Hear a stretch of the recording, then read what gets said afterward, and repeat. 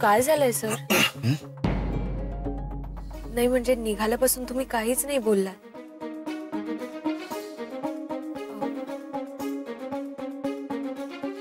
अचानक कशी मीटिंग? नाही म्हणजे त्या संदर्भात तुम्ही काही सांगितलं नाही ना म्हणून. नवीन प्रोजेक्टच्या संदर्भात आहे का?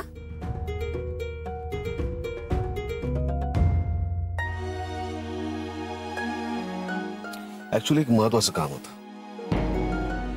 म्हणजे प्रोजेक्ट बद्दल नाहीये पण तरीही खूप महत्वाचं काम होतं. काय झालंय सर? काही टेन्शन आहे का? नाही काही नाही.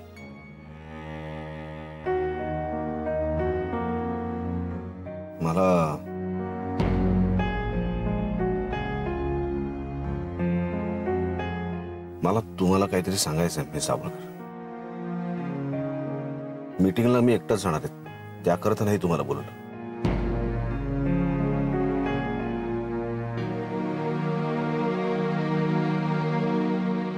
मला तुमच्याशी बोलायचं होतं. खरं म्हणजे ही जागा नाहीये हे बोलण्याची, पण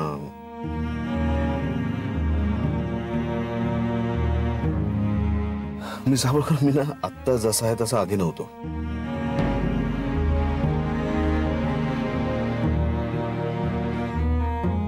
मला या असल्या गोष्टींची कल्पना नाही, पण माझी अवस्था फार विचित्र झाली. म्हणजे सांगताही येत नाही.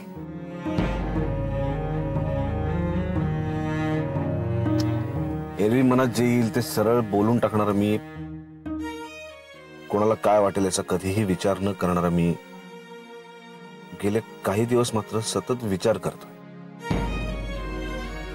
कसं सांगू, काय काय सांगू, कुठून सुरुवात करू.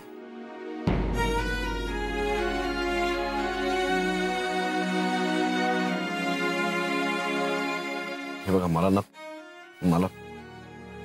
फिरून फिरून नाही बोलताय. इतकं सांगेन की मला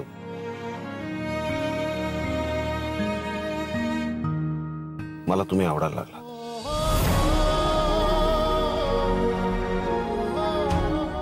मी तुमचा विचार करायला लागलो. मला माहिती माझ्या अशा बोलण्याने तुम्हाला खूप आश्चर्य वाटलं असेल, त्याचा धक्काही बसला असेल. मला तुमच्या पूर्व आयुष्याबद्दल पूर्ण कल्पना आहे, त्यामुळे मी तुम्हाला निर्णय घेण्याबद्दल कुठल्याही प्रकारची घाई करणार नाही. तुम्ही तुमचा वेळ घ्या आणि जेव्हा तुम्हाला योग्य वाटेल ना तेव्हा आपण त्यावर बोलूया.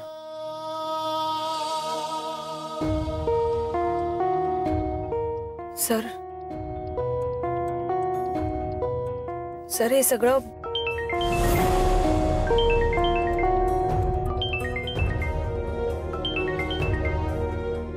हे सावळकर रिलॅक्स. हा मी 20 मिनिटात पोहोचतो. बाय.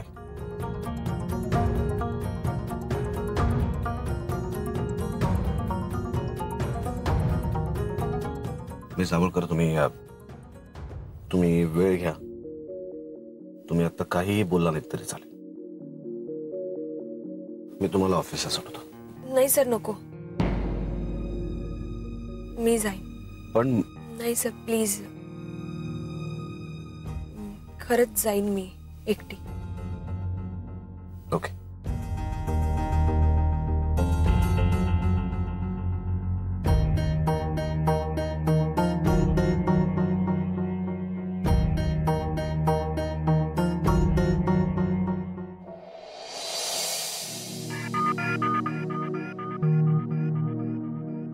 रजनी मॅडम, बरं झालं तुम्ही भेटला. तुम्हाला शोधत होतो. मला भाग्यच उजळलंय माझं. तुमच्याकडे काम होतं जरा. अच्छा, तरीच आठवण आली तुला माझी. नाही तर काय बाबा, वेळ नसतो तुला आजकाल. म्हणजे म्हणजे काही नाही, काय काम आहे ते बोल. हा ते ह्याच्यामध्ये जरा क्वेरी आहेत मला, तर त्या जर तुम्ही समजून सांगितलं ना तर हे काम पूर्ण होऊन जाईल. बघू जरा.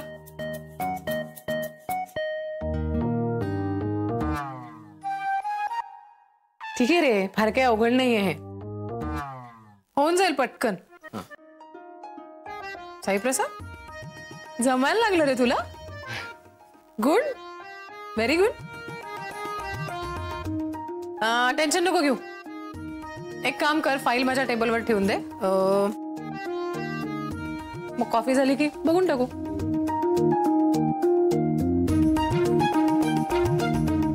काय बघतो काय? नाही काय नाही, तुम्ही कधी कधी एकदम वेगळंच. आज तुमचा मूड लय चांगला आहे ना. म्हणजे रोज नसतो का?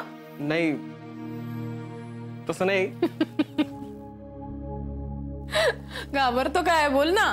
नाही, आजकाल सगळे म्हणते रजनी बदलतीये, चांगलं वागतीये, पण तुम्ही खरंच लय चांगले आहेत. हो, हा, आणि मी हे सगळ्यांना बऱ्याचदा सांगितलंय, पण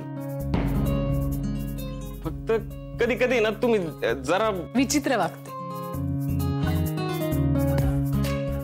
म्हण ना. हो, हा, म्हणजे कधी कधी तुम्ही विचित्र वागता, पण तुम्ही असंच राहा ना, असंच राहत जा कायम.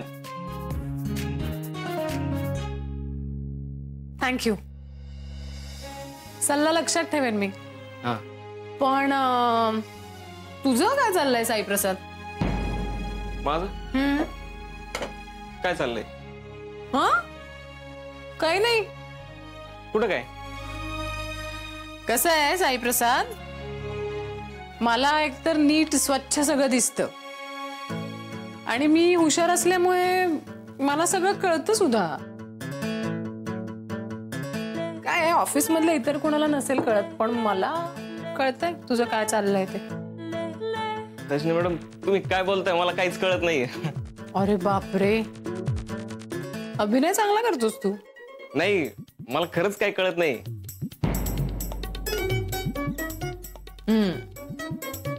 ठीक आहे, फसव मला, फसव मला, फसव जगाला, फसव स्वतःला. स्वतःशी प्रामाणिक राहा. इकडे तुझं आणि जुईचं काय आहे, काय चाललंय ते कळू दे मला लवकर. नाटकं नको करू. हा, नाही तर मी सगळ्यांना सांगेन. नाही नाही रजनी मॅडम, असं काही नाहीये. नक्की? हा, म्हणजे आहे. नाही नाही, म्हणजे असं काही नाहीये त्याला. हा, टेन्शन नको घेऊ, कॉफी घे, विचार कर शांतपणे. मी आत्ता जे बोलले त्याच्यावर काय, आय एम सिरियस.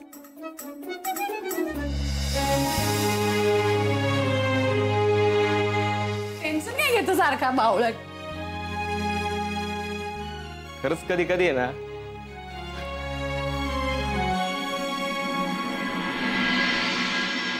जय, पप्पा, जय, जय कुठे? काय झालंय अधू, मला सांग. नाही, काय नाही.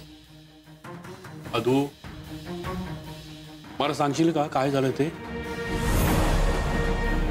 अगं, त्या दिवशी आपल्या पप्पांना इतकं काही सांगितलं, आज काहीच सांगत नाहीस. काय झालं सांग ना बेटा. पप्पा, मला आता अविनाश सरांनी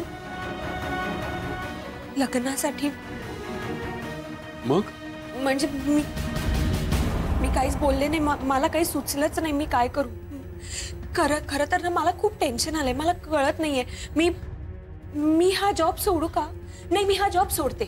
अधू अधू एक तू इथे बस. तू इथे बस शांतपणे बस. हे घे, पाणी पी, रिलॅक्स.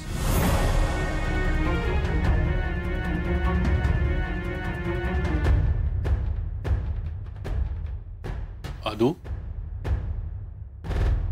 मला असं वाटतं की तू घाई करतेस निर्णय घ्यायला. म्हणजे अजून थोडा विचार कर असं म्हणायचंय मला. पप्पा, ही नोकरी वाचवण्यासाठी मी कोणाच्या तरी भावनांची नाही खेळू शकत. उलट हा निर्णय ना खूप आधीच घ्यायला हवा होता. जयरामला कळलं हे सगळं? नाही, पण जरी त्याला कळलं ना तरी त्याचं मत काही फार वेगळं नसणार आहे.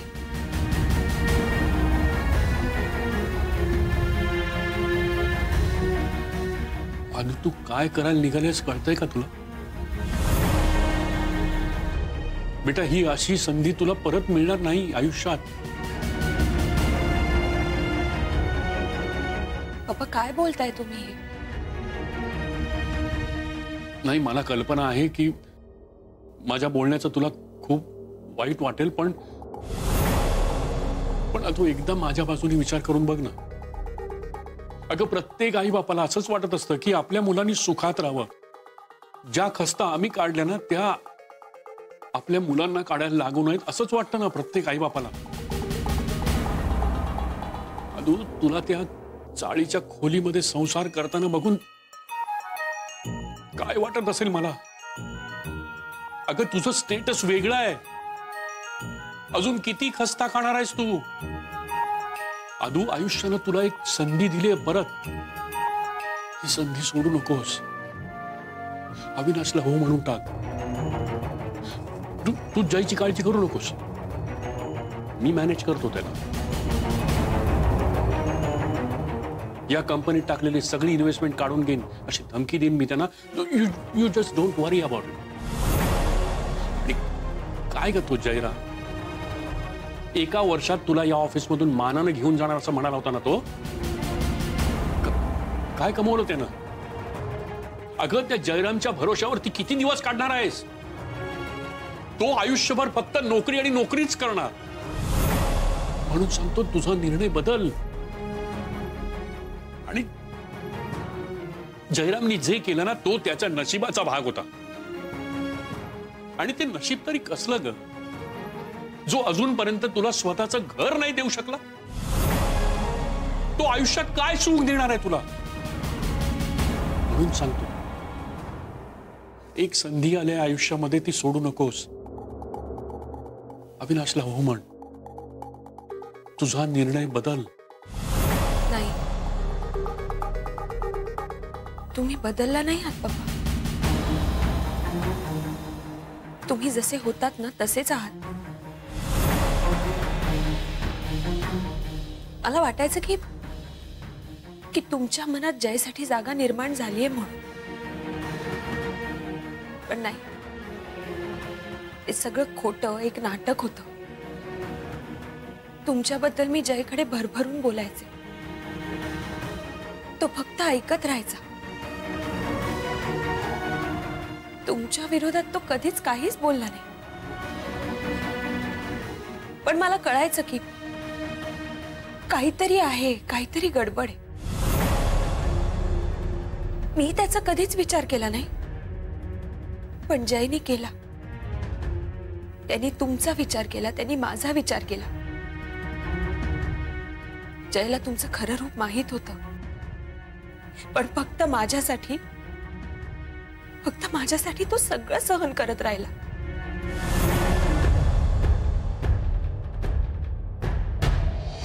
बाबा, तुम्ही मला खोटं ठरवलं तुम्ही मला. तुम्ही काय म्हणालात? तुम्ही या प्रोजेक्ट मधली इन्व्हेस्टमेंट काढून घ्या, मी नोकरी सोडू नये म्हणून ना? पण तुम्ही त्याला सुद्धा असंच काहीतरी म्हणाला असाल. हो हो, आणि म्हणूनच तो हा विषय निघाल्यावर काहीच बोलायचा नाही.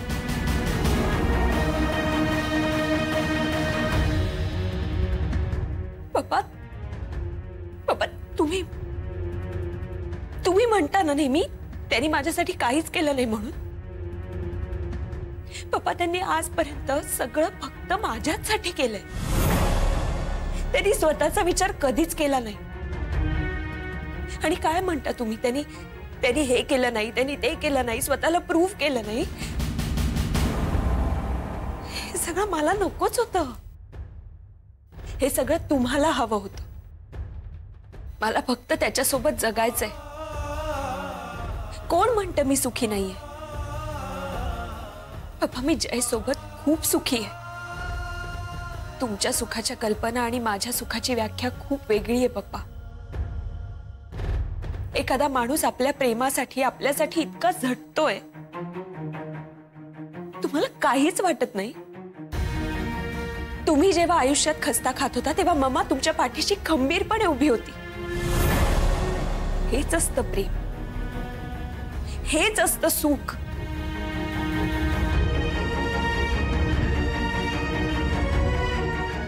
जयला माझ्या आयुष्यातून काढून टाकण्यासाठी, जयला माझ्या आयुष्यातून काढून टाकण्याच्या हट्टापोटी तुम्ही स्वतःलाच माझ्या आयुष्यातून काढून टाकलं पप्पा.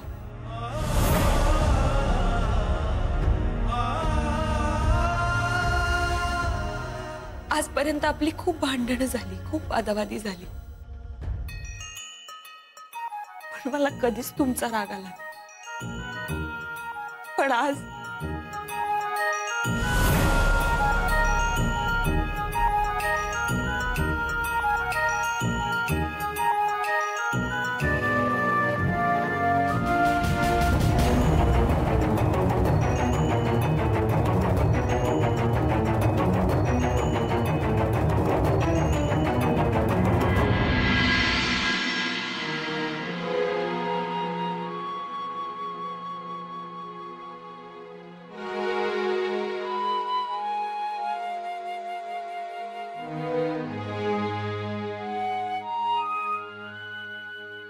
आता काय बोलणार आहेस का? जेव्हा बोलत नव्हतो तेव्हा पोपटासारखा बोलायला यायचं, आणि आता मी विचारतोय तर काय जीभ जड झाली का तुझी? नाही, तसं नाही काका. काही कळत नाहीये काय करू. ज्या पद्धतीने आऊ आणि अविनाश सर आदितीबद्दल विचार करायला लागलेत ना, काळजी वाटते हो. अगं मग तिला सांग ना हा जॉब सोडायला. नाही, ते नको. का? नाही, नको. अरे ते कळलं मला, पण का ते सांगशील का? काका, आपण वेगळा दुसरा काहीतरी उपाय शोधूया. हे बघ जय, यावर एकच उपाय आहे, आणि तो म्हणजे अदितीनं हा जॉब सोडायला हवा. काका, ते नाही जमणार. का?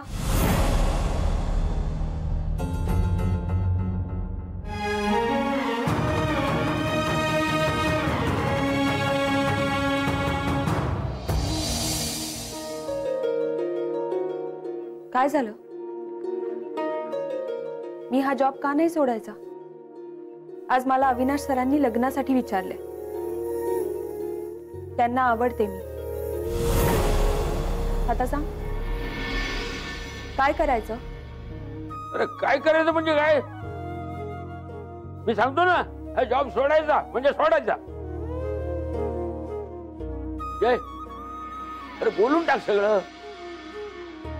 काय आता नाही बोलला तर उशीर होईल. सगळ्या गोष्टी हाताबाहेर जातील बघ. तो नाही बोलणार. हा? कारण त्याचा विश्वासच नाही. मला माहितीये तो जॉब सोडायला नाही का म्हणतोय ते. कारण पप्पांनी त्याला धमकी दिली. ते सगळी इन्व्हेस्टमेंट काढून घेतील आणि देव टूर्सला रस्त्यावर आणतील. तिथे तुला हे हो. काय हे जय? अरे आजपर्यंत आपण प्रत्येक गोष्ट शेअर करत आलो ना. मग पप्पा तुला त्रास देत आहेत हे तुला मला सांगावंसं का वाटलं नाही? का सगळं शांतपणे सहन करत आलास तू? आपण एकमेकांपासून कधीच काहीच लपवायचं नाही असं ठरवलं होतं ना. मग तू? अगं पप्पा आहेत ते तुझे. तुला मी काही सांगितलं असतं तर तुला वाईट वाटलं असतं. अरे अजून वाईट वाटतंय आता. अदिती, काका पप्पा नाही बदलले. तू अजूनही ते. त्यांना माहिती आहे सगळं. म्हणजे काका थांब, काही बोलू नकोस. आणि बघ, कसलाही विचार करू नकोस. काय मी किंवा जयनं तुला त्यावेळेला खरं सांगायचा प्रयत्न केला असता ना, तरी तुला ते पटलं नसतं. सत्य जरी तेच असलं तरी प्रत्येकाला उमगण्याची वेळ वेगळी असते. काय तुला सत्य काय आहे ते आत्ता कळलं एवढंच.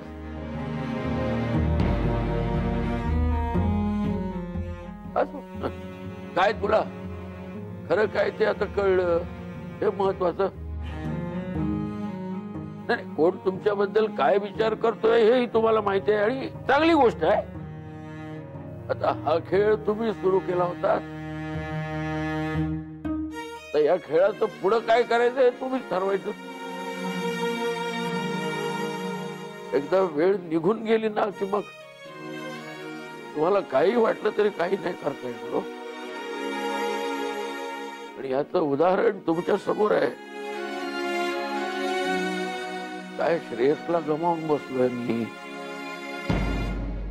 तुमच्या बाबतीत असं होऊ नये असं वाटतं मला. आपण एक मात्र लक्षात ठेवा,